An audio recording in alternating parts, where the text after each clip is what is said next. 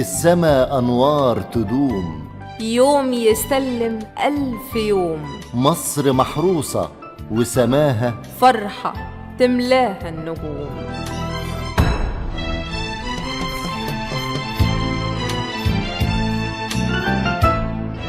نجوم في سماء المحروسة.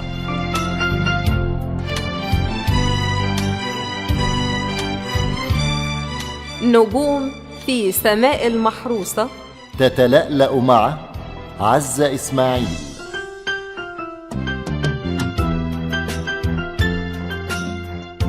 مستمعينا الكرام، كل عام أنتم بخير، والأمة الإسلامية بخير وسلام وأمن وأمان.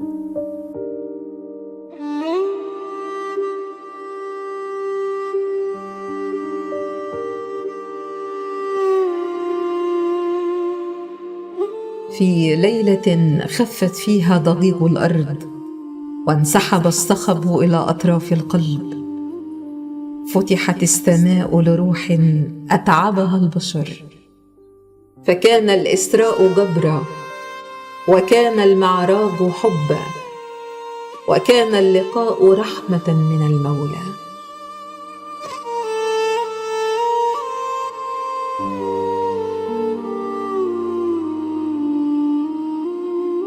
أسري بالحبيب المصطفى صلوات ربي وسلامه عليه من أرض قالت له تعبنا منك إلى سماء قالت مرحبا يا حبيبنا.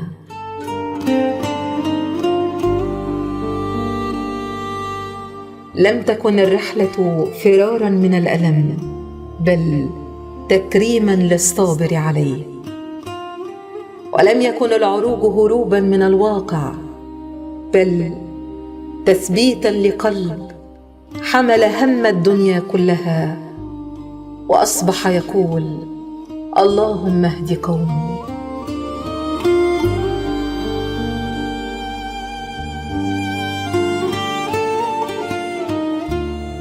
في تلك الليلة لم يفرض على الأمة سلاح ولا ثقل ولا ما يتعب الأجساد، بل فرضت الصلاة لتكون معراجا لكل قلب أثقله الطريق، وموعد قرب لكل روح أضناها البعد.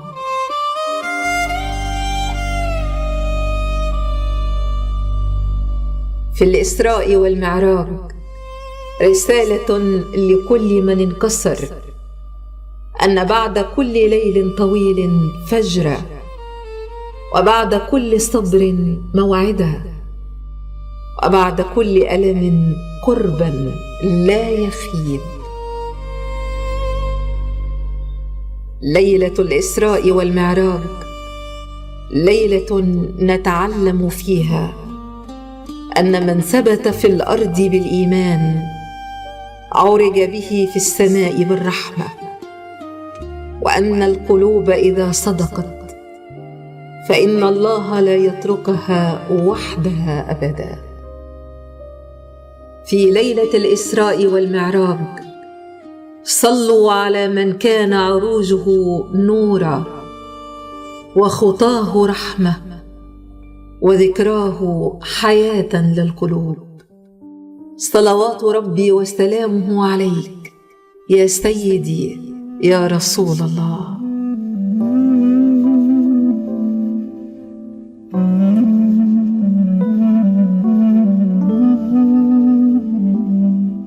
أحمد يا محمد يا محمود، شاهد يا مبشر يا مشهود، حامد ماحن طه ياسين، بشرى ورحمة للمؤمنين. حامد ماحن طه ياسين، بشرى ورحمة للمؤمنين.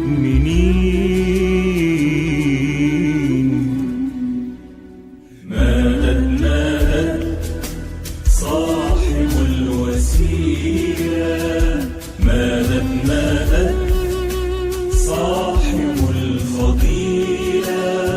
صاحب اللواء صاحب الرداء خاتم الرسل والأنبياء مدد صاحب الوسيلة مدد صاحب الفضيلة صاحب اللواء صاحب الرداء خاتم الرسل والأنبياء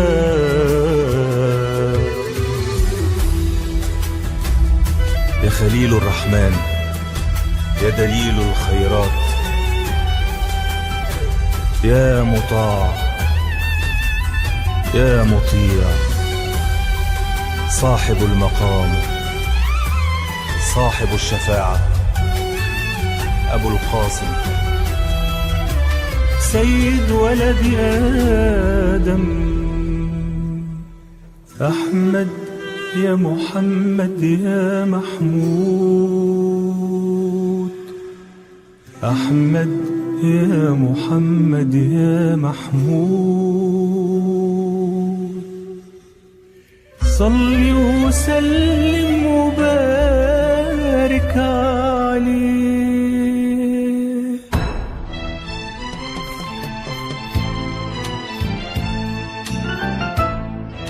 نجوم في سماء المحروسة. فضيلة الدكتور يسري عزام من علماء الأزهر الشريف، أرحب بفضيلتك وكل عام وفضيلتك بألف خير يا فندم. أهلا وسهلا بحضرتك وحضرتك وكل متابعينك ومستمعيك بألف خير يا رب. فضيلة الشيخ الدكتور يسري عزام، في ليلة اصطفاها الله سبحانه وتعالى للنور بعد العسر وجعل فيها الرحلة أعلى من المكان والمعنى أسمى من الزمان، نقف اليوم عند ذكرى الإسراء والمعراج، لا كحدث يروى بل كرسالة تسكن القلوب. قبل أن نخوض في هذه المناسبة العطرة، نبدأ من حيث ما لا يعلمه الكثيرون عن فضيلة العلامة الدكتور يسري عزام والنشأة. إلى أي مدى ساهمت في تكوين هذه الصفات التي ذكرناها والتي اشتهرت وعرفت عنك؟ بسم الله الرحمن الرحيم، الحمد لله رب العالمين، وأفضل الصلاة وأتم التسليم على أشرف الخلق والمرسلين سيدنا محمد وعلى آله وصحبه أجمعين. أما بعد، سعيد جدا بهذه الاستضافة وبهذه الكلمات في تلك الذكرى العطرة، ذكرى الإسراء والمعراج. أسأل الله جل وعلا أن يبارك فيكم وفي جهودكم وأن يرزقنا جميعا حسن الاتباع لسيدنا رسول الله، اللهم آمين. أما عن النشأة، فأنا اسمي يسري محمود عزام، ولدت في عام 1980 ميلادية بقرية الجابرية، مركز المحلة الكبرى، محافظة الغربية. ونشأت في أسرة أزهرية قرآنية، فالوالد رحمه الله كان رئيس قسم توجيه في الأزهر الشريف، وكان أستاذا قبلها للعلوم الشرعية والعربية، وكان مبعوثا للأزهر الشريف إلى دولة اليمن الشقيقة في الفترة من 82 إلى 86، وذهبت معه إلى اليمن لمدة 2.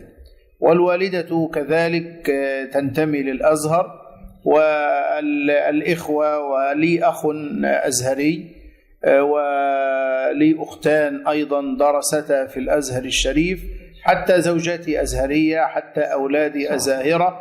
ودائما وأبدا ما نقول بأن شرف لنا جميعا أن ننتمي للأزهر الشريف، وأن يكون أولادنا وأن يكون كل الأقارب يدرسون في الأزهر الشريف. حفظت القرآن الكريم في قريتي على يد سيدنا الشيخ سليمان أبو رزقة وولده سيدنا الشيخ أحمد سليمان، وكذلك على يد سيدنا الشيخ أحمد السعيد هندي، ومجموعة من المحفظين الذين كانوا يدرسوننا في معهد الجابرية الابتدائي الأزهري.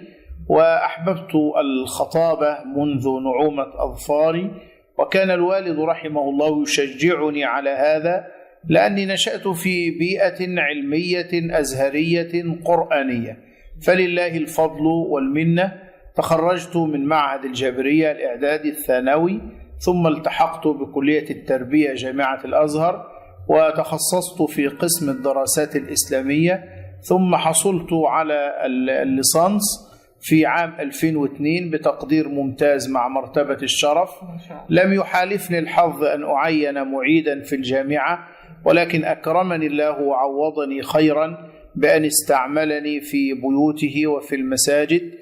عملت لمدة 2 في الأوقاف بمدينة المحلة، ثم سافرت إلى الإمارات لمدة 8 سنوات من عام 2006 إلى 2014 ميلادية، ثم عدت إلى مصر، ثم بعد ذلك عملت في القاهرة، في الأول في مسجد الششتاوي بالمحلة. ومسجد الششتاوي هو للعارف بالله الشيخ مصطفى الششتاوي، وهو جد الشيخ محمد أبو زهرة.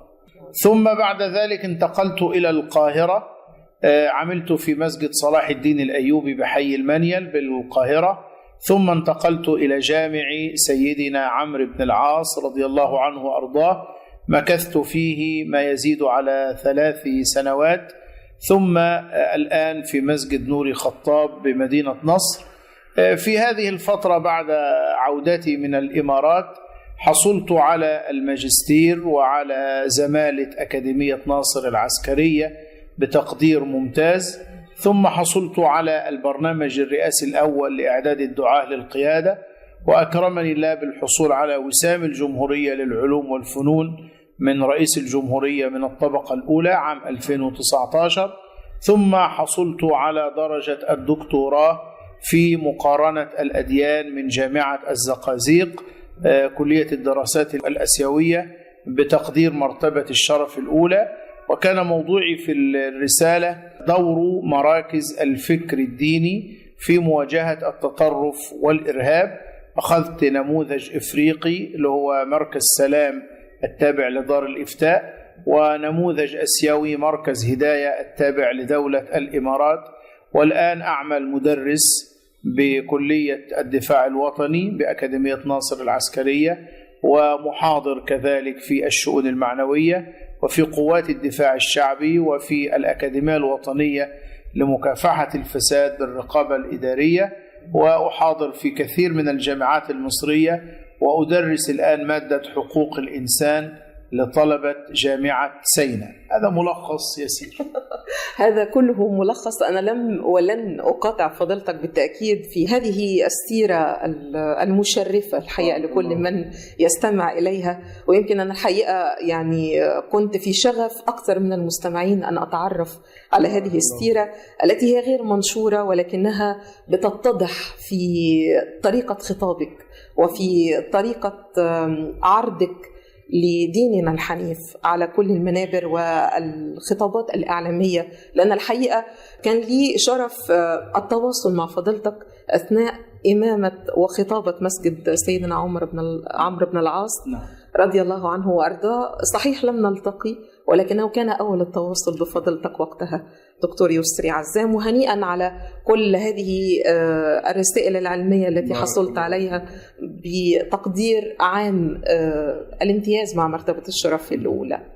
كما ذكرت في بداية الحوار، أو اسمح لي قبل أن يعني أخوض في هذه الذكرى العطرة وأنا أستمع إلى هذه السيرة، يستوقفني أن أسأل فضيلتك عن أكثر العلماء الأجلاء في ديننا الحنيف الذين اقتضيت بهم وكنت تسعى طوال مشوارك إلى أن وصلت فضيلتك لهذه المكانة الكبيرة. والله هم كثر في حياتي. أولهم شيخي وأستاذي سيدنا الشيخ عبد السلام محمد أبو الفضل، الولي الصالح والقطب الواضح الذي تربينا على يديه ونحن أطفال صغار، ونحن في فترة الإعدادية والثانوية والجامعة.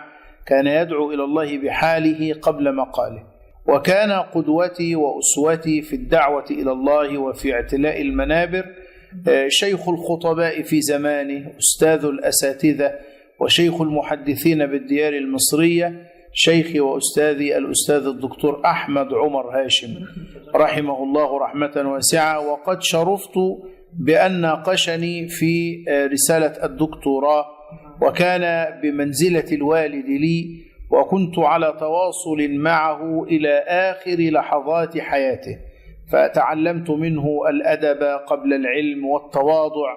وكذلك كان أسوتي شيخنا الإمام محمد متولي الشعراوي، مع أني لم ألتقي به، ولكن هو قدوة وأسوة لي ولغيري. وأستاذنا الإمام الأكبر الأستاذ الدكتور أحمد الطيب تعلمنا منه التواضع والأدب. وأستاذي الأستاذ الدكتور شوقي علام، أسأل الله أن يبارك في عمره وأن ينفعنا به. وأستاذي الأستاذ الدكتور محمد محمود أبو هاشم، هذا الرجل الصالح. ولا أنسى أستاذتي التي رحلت عنا منذ أيام، الأستاذة الدكتورة هدى درويش، كانت مشرفة علي في رسالة الدكتوراه، ولقيت ربها في هذا الشهر، رحمها الله وأسكنها فسيح جناته. وقبل كل هؤلاء أسوتي وقدوتي هو سيدنا رسول الله صلى الله عليه وسلم. أسأل الله أن يجعلنا من المتمسكين بسنته ومن المحبين لحضرته، اللهم آمين. اللهم آمين. كنت الحقيقة أقول لحضرتك، ذكرت أعلام فختمت القدوة بسيد البشر أجمعين صلوات ربي وسلامه عليه، ونحن نحتفي في ذكرى الإسراء والمعراج، هذه الذكرى التي تركها لنا صلوات ربي وسلامه عليه، والتي لا نتوقف أمامها فقط كمعجزة خارقة للزمان والمكان، بل نقف أمام رحلة قلب مثقل بالألم أراد الله له أن يعلو لا أن ينكسر. حين جاءت رحلة الإسراء والمعراج بعد عام امتلأ بالأحزان، اليوم كيف نفهم هذه الرحلة بوصفها رسالة اطمئنان وطمأنينة قبل أن تكون معجزة؟ فضيلة الدكتور، أول رسالة نواجهها في رحلة الإسراء والمعراج، وهي درس وعبرة نستنبطها من هذه المعجزة الخالدة لسيدنا رسول الله، أن الوسائل البشرية إذا عجزت تدخلت العناية الإلهية. الحبيب الشفيع صلى الله عليه وسلم أوذي في مكة وذهب إلى الطائف، عرض الإسلام على أهل الطائف فاشتد إيذاؤهم لسيدنا رسول الله، فأسند النبي صلى الله عليه وسلم ظهره إلى بستان ورفع شكواه إلى مولاه: اللهم إني أشكو إليك ضعف قوتي وقلة حيلتي وهواني على الناس، أنت رب المستضعفين وأنت ربي، إلى من تكلني؟ إلى بعيد يتجهمني أم إلى عدو ملكته أمري؟ إن لم يكن بك غضب علي فلا أبالي، لك العتبى حتى ترضى. انظري إلى هذه الكلمات المباركات النيرات التي خرجت من قلب سيدنا رسول الله، فترجم بها اللسان، يشكو الحال إلى مولاه سبحانه وتعالى. والله ما تخلى عن نبيه، قال له: ما ودعك ربك وما قلى، ما ودعك ولا قلاك ولا تركك ولا تخلى عنك يا رسول الله، لأنك يا رسول الله محبوب مطلوب معشوق مراد. سيدنا موسى طلب من الله أن يراه فقال: لن تراني، أما سيد الخلق فطلب لرؤية مولاه، فلو قارنت لفظة لن تراني بما كذب الفؤاد فقهت معنى، فموسى خر مغشيا عليه وأحمد لم يكن ليزيغ ذهنا صلى الله عليه وسلم. فكانت بمثابة تطييب لخاطر سيدنا رسول الله وجبرا لخاطره وتسلية له صلى الله عليه وسلم، وكأن مولانا يقول له: إن كانت الأرض ضاقت بك وآذاك أهل الأرض فها هي السماء تتزين لاستقبالك يا رسول الله، ما زال يرقى والملوك تزفه حتى رقى السبع الطباق نبينا صلى الله عليه وسلم صلوات ربي وسلامه عليه. ضربت مثل: أبعد هذا الصبر هناك جبر أكثر من ذلك؟ عندما ضاقت به الأرض اتسعت وزينت له السماء، فهل هناك جبر أكثر من هذا؟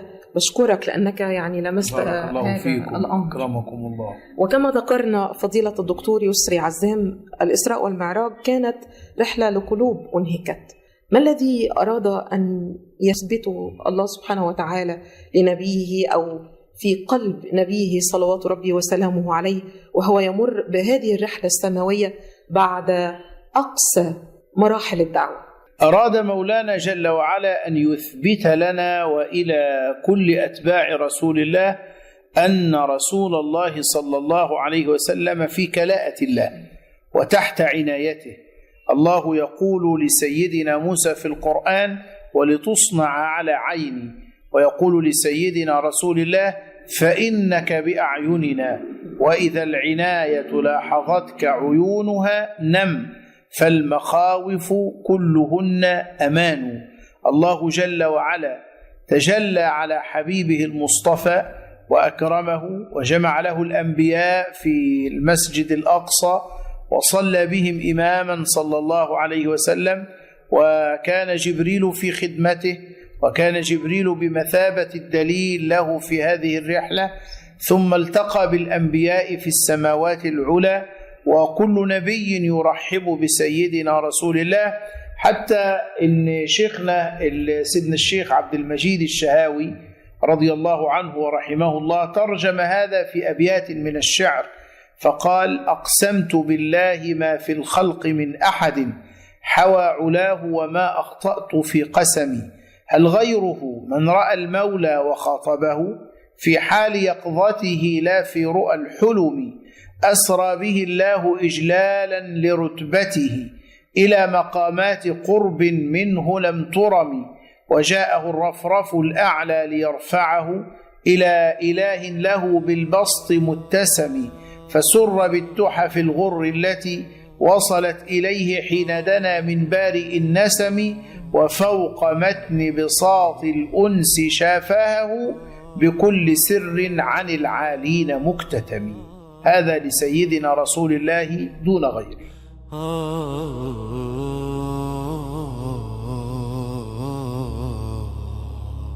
يا الله قلبي بين يديك، ضعفي أمام عظمتك، وصمتي شاهد معك. يا رب لا ملجأ إلا بابك، ولا نور إلا ذكرك، ولا حياة إلا بقربك. الله الله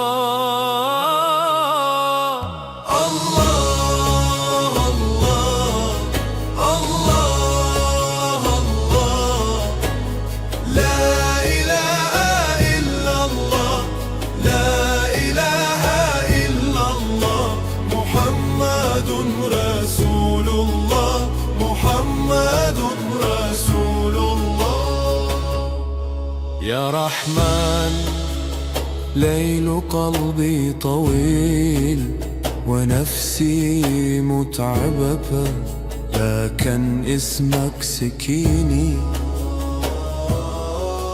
يا رحيم خطوتي إليك وسجدتي عندك، وعفوك أملي.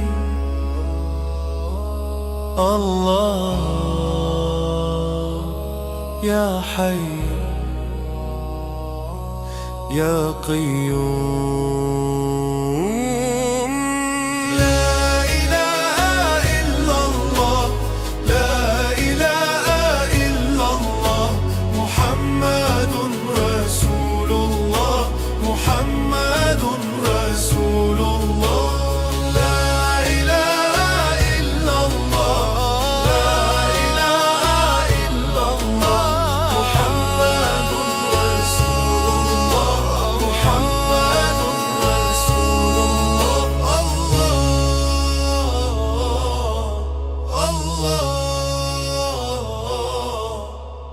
عبدك ببابك الله.